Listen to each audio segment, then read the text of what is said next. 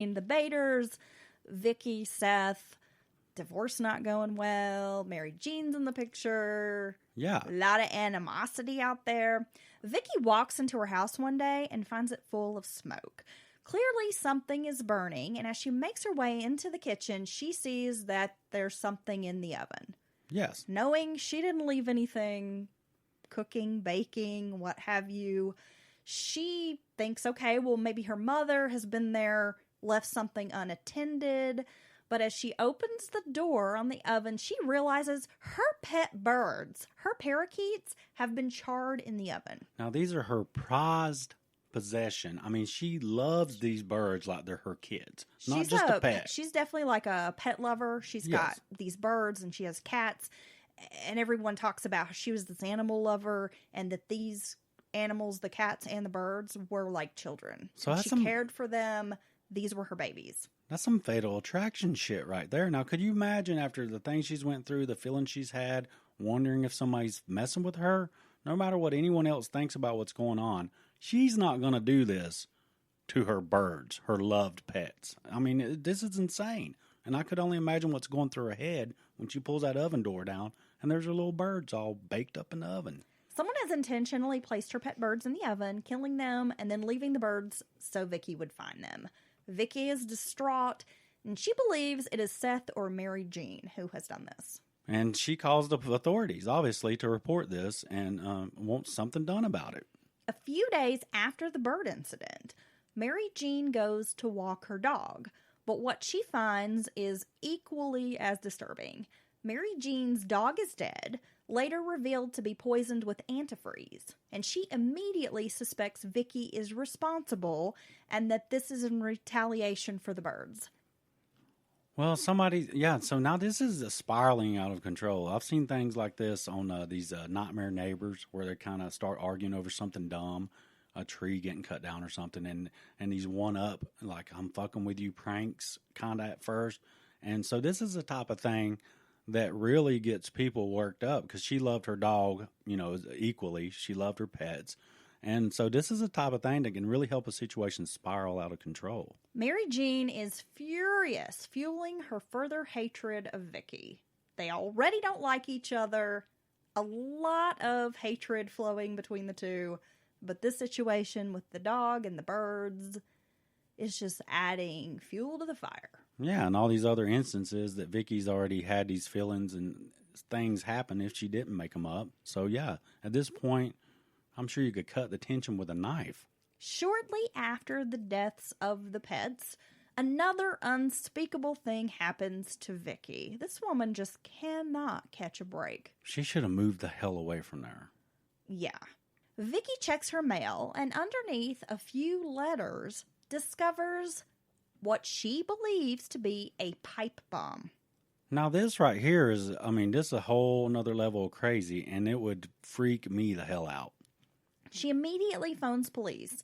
Investigators arrive and clear the bomb.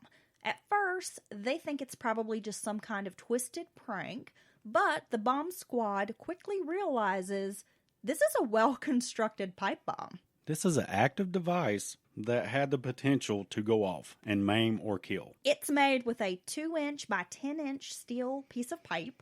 Inside the bomb, it's filled with smokeless gunpowder, which investigators note as being kind of strange or odd. Yeah, I guess I'm no gun guy, but I guess that's something they don't see normally, smokeless gunpowder, because if it's some prank device or something to scare someone, you typically might get, firecrackers and empty them out to get the gunpowder.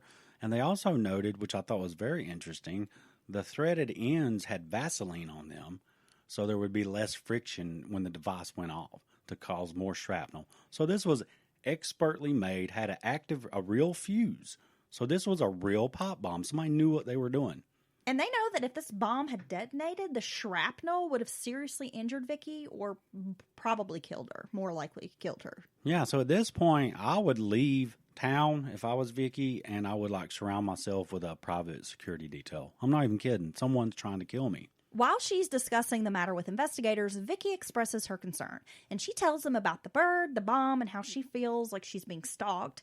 Much to her disgust, detectives are dismissive of her declarations. They kind of see Vicki as this emotional, hysterical woman who's going through a bad divorce, and perhaps she's doing some of these things to herself, again, for attention or to, like, make her ex look like the bad guy. Yeah, because they're still actively working through the courts for custody and such. So I think maybe in their eyes, if they know the whole story. See, here's what I hate about men in particular and cops.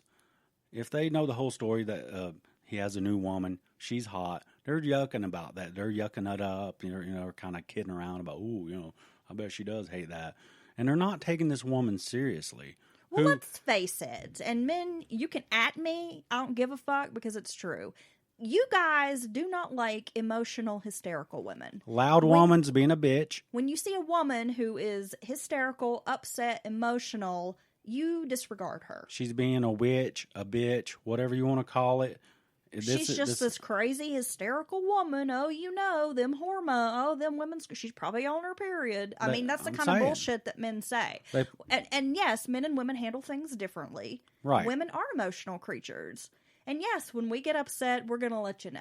Yeah. But that doesn't mean that these concerns should totally not be taken seriously. Whoa. You're being a little emotional right now? You're being you're being really... forthcoming with your enunciations of words and stuff? Are you being a bitch at me right now? You want to fuck around and find out? No, but this is truly what these dumbass guys do that in the back of their mind. And at the same time, this is when I know they're busy with all kinds of stuff. It's hard being a cop and investigator. It really is. But this is when you need that cop with instincts to say, hey, wait a minute. I mean, once you get the device and see it's real and all this is the time for them to step in, go take a hard look at the husband, the ex, have a conversation with everyone in the household, and say, this is a big deal, and this stops now until we figure out what's going on. But brushing her off is the worst thing they could do. Well, at minimum, if you feel that these things could be related to your ex and the custody situation, then go get a restraining order. That's true. Figure out a way to meet. Drop the kids off at a police station, the sheriff's department. Don't go to his house. Don't have any contact outside of your lawyers. I mean, I just feel like there were things that these officers could have directed her to do might have helped alleviate some of this. But from her perspective, from a personal perspective, I had a horrible breakup with someone I was with for a very long time. And yeah, you did. You experienced some of that with me. But no, what happens is when you keep going to the system and it keeps leveling up at every turn, you feel like the system's failing you. Even if you are presented with these other steps, at a certain point, you're just like, it's not going to fucking help. It's not going to help. So, I mean, that's what can happen there. And that's how the system can systemically fail you the entire way. So, I mean, there's that aspect as well. Oh my God, am I the Mary Jean in this story? Oh, yeah, you're the hot girl out there working the roses. The busty girl with the... baby, yeah, you got them busties. With the garden, the pruning shears. I like them boobies. Okay. So Vicki is wounded by these assertions, and believing no one is taking her seriously and feeling completely defeated, Vicki further spirals out of control. She attempts suicide by taking pills. I'm so country. Pills. She starts taking some pills. She enters into a coma. So she had attempted suicide, and it looked like she was serious because she did it to the point where it almost killed her. While she's in the hospital, Seth and Joey go to her house to do some reconnaissance work, just trying to figure out what's going on with Vicki. And the pair find several notes in the home. One is written to Seth, and it's a very contentious, nasty note. Yeah, it's like, I hate you for all you've done to me, blah, blah, blah. But I will say it's inappropriate, very inappropriate given everything that's happened. I know he might have purchased that house and feel some type of ownership there as well.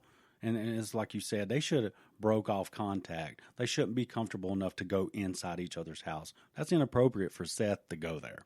I agree. He had no business going to Vicki's house. No, he did not. Another note is written to her mother, Lois, declaring she inherit everything. So these are suicide notes. Yes. That all of Vicki's money, the house, everything would go to her mother. And the note doesn't mention anything about leaving any type of inheritance for the kids. There's no note for the kids. And so he's dragging the young man. What was his Joey. name? Joey. So Joey's going along for the ride. Again, inappropriate. These are adult situations. And Joey's seeing all this, seeing these letters, reading them himself. And then they make another discovery that is a big deal as well. In the kitchen, Joey and Seth find something else that's so unsettling. On the counter is yogurt, and it's the brand that is Sam's favorite. And if you'll remember, Sam is the biological son, and he's a little kid. And he has this specific type of yogurt that was like his absolute favorite. It's his flavor. It's on the counter and has pills crushed up in the yogurt. They end up finding pills by it. They can see where, obviously, it's been crushed up and placed in this yogurt. And Joey becomes convinced that Vicki wants to kill his little brother. So maybe she had a plan to take herself out and it's his brother for all intents and purposes. And so this is, now he's having feelings towards Vicki, like, oh my God, she's a monster, damn her. That's the conclusion that he comes to, is that Vicki wanted to kill herself and take Sam with her. And this enrages Joey. I mean, he's already struggling to maintain any semblance of relationship with this woman who's his adopted mother. Yeah, I can only imagine all this. It seems as if she's kind of checked out of being that mother figure. The conflicting feelings in this young man are just too many to name. And so he's kind of like infatuated with the new woman. And he has these. He probably almost feels like the mother that he's known's like kind of pushed him away. Yeah, and his father Seth is the only person that's there for him and in his life, but he's got Seth in this ear, right, talking shit about Vicki and doing everything to sort of alienate Joey from her. Yep, and he stepped up as they've both been dealing with their situation between them. Kind of been a parental figure for the young Sam. So, I mean, this young man has all these emotions cranking around. He's walking around with his little heart on, looking at old Miss Boobs out. So, yeah, this dude is all twisted up. He's in love with Mary Jane. Oh, my God. He better stop that mess. I think Rick James wrote a song about that, maybe. 2 weeks later, which is late August of 1996, a neighbor's concerned that Vicki hasn't been seen for a few days. The neighbor calls police asking for a welfare check and also wants to file a missing persons report. When police arrive at Vicki's house, they find Lois there, and she's very concerned. She hasn't heard from her daughter in some days. And this concerns her. Again, they're really close. I mean, they're the kind of mother-daughter who speak every day, multiple times a day. Lois is at the house all the time. Yeah, they eat dinner together. I mean, they're just, it's daily contact multiple times. So, yeah, I could assume that she's very concerned. Lois allows police inside the home. They find nothing unusual or out of place. There's dirty dishes in the sink. The cats haven't been fed, but there's clearly no sign that Vicki has, taken off on her own. They don't find any missing luggage. Nothing seems to be out of place as far as clothing, personal items, or toothbrushes there. Lois tells police that Vicki is an animal lover and that she would never intentionally leave her animals without food and water. So these are dirty litter box. Yeah, these are all the signs that are going to make you even more worried. While snooping around the home for clues, police find a letter. It was from Joey, addressed to Vicki. The letter was extremely disturbing, with inflammatory language informing her of how much he wishes she would die, the world would be better off without her, and just how much he hates her. And the kind of thing of I wish when you had tried to kill yourself it would have worked. Yeah, that's sad. You're not my real mother. And then it states how Vicki is unwell and that Sam is in danger around her, that she needs to, give up custody of Sam. She doesn't have any business raising him, and she's a danger to her son. Yeah, so all these thoughts and emotions swirling around his head, he put them down on paper as far as his feelings toward her. And I think that actually says a lot. Well, obviously, this note is of interest to investigators.